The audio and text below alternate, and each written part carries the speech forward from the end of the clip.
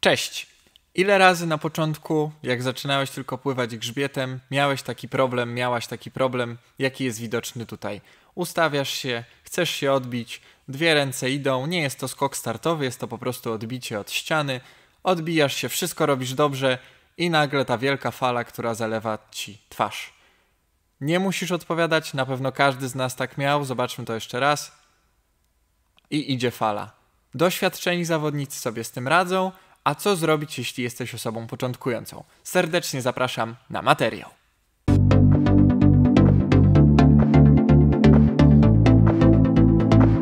Przede wszystkim możesz podzielić to wszystko na części. Odbijając się w ten sposób, wiadomo, że chciałbyś zacząć płynąć grzbietem, albo chciałabyś po prostu opuścić ścianę w ten sposób, żeby popłynąć dalej w strzałce, ręce są złączone za głową i płyniemy na samych nogach. Ale do tej pory wszelkie próby kończyły się tym, że woda zalewała nam twarz. Co można zrobić? Można podzielić sobie dojście do tego ostatecznego ruchu na kilka faz. Po pierwsze, opuszczamy ścianę w ten sposób, że dwie ręce mamy w dole. Jest to dużo prostsza i bardziej sympatyczna odmiana odbicia, ponieważ prawdopodobnie ta fala nas po prostu wtedy nie zaleje i bardziej bezpiecznie się czujemy w tej pozycji, kiedy ramiona mamy w dole.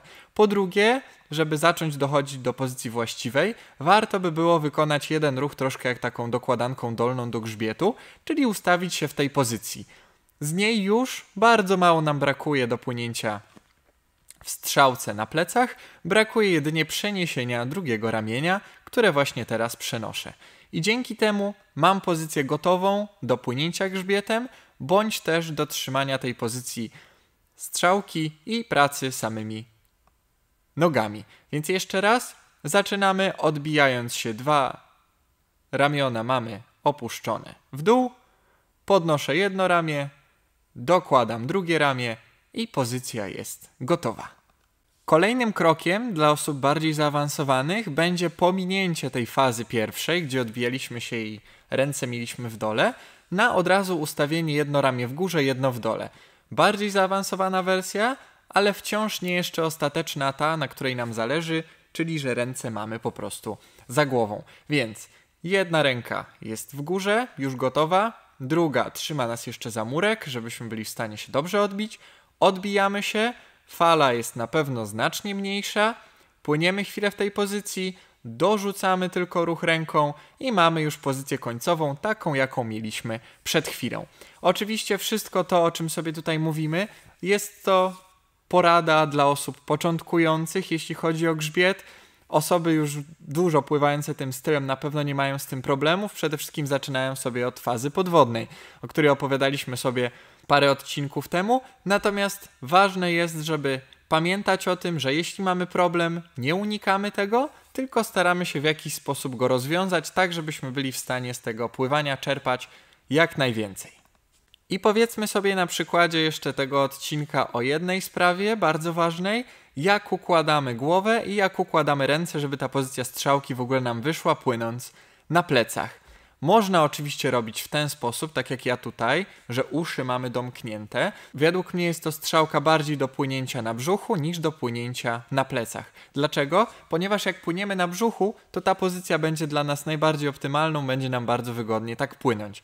Natomiast jak płyniemy na plecach, to troszkę moglibyśmy się poczuć tak jak na łóżku. Na łóżku staramy się tak leżeć, żeby poduszka była pod głową, żeby było nam w miarę bezpiecznie i w miarę wygodnie. Więc co można zrobić? Troszkę zrezygnować z tego ustawienia, jakie ja tutaj pokazuję, na rzecz tego, że wypchniemy sobie głowę do przodu i domkniemy ją ramionami z tyłu. Co nam to da? Da nam to bardziej bezpieczną pozycję, jeśli chodzi o płynięcie na plecach. Na pewno nam będzie w ten sposób wygodniej i na pewno problem z zalewaniem twarzy powinien nam się dużo bardziej zmniejszyć. Więc jeszcze raz, ta pozycja jest jak najbardziej ok.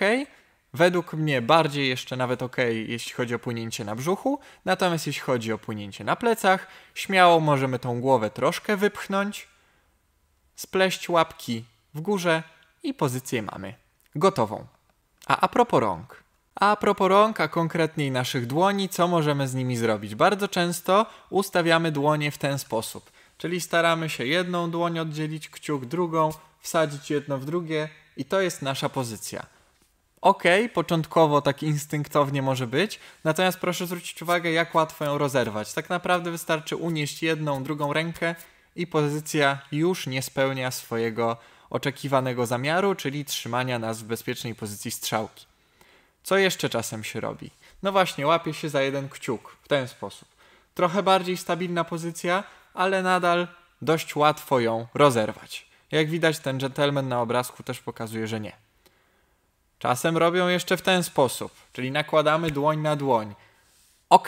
Ale też może się zdarzyć, że na przykład przy skoku, przy jakimś mocniejszym, bardziej dynamicznym odbiciu, te dłonie nam po prostu uciekną, ześlizgną się z siebie. Więc moim proponowanym sposobem jest wsadzenie sobie palcy w palce, zrobienie troszkę takiego koszyczka. W ten sposób. Co nam to daje? Daje nam to, że dość ciężko, jakbyśmy chcieli ruszyć ramionami na boki, jest nam rozerwać taką konstrukcję.